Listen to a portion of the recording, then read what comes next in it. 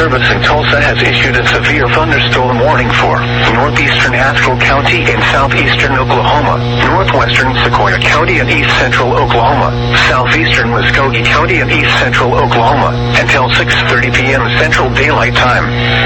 At 5:27 p.m. Central Daylight Time, a severe thunderstorm was located 5 miles northwest of Weber's Falls, moving southeast at 20 miles per hour.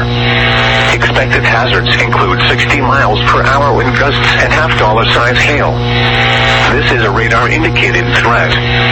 The following impacts are expected. Hail damage to vehicles is expected.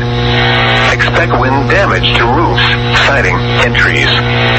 Locations in or near the path include Warner, Gore, Weber's Falls, Braggs, Tama H.A., Greenleaf State Park, Chieftain. This includes Interstate 40 in Oklahoma between mile markers 277 and 295. For your protection, move to an interior room on the lowest floor of a building.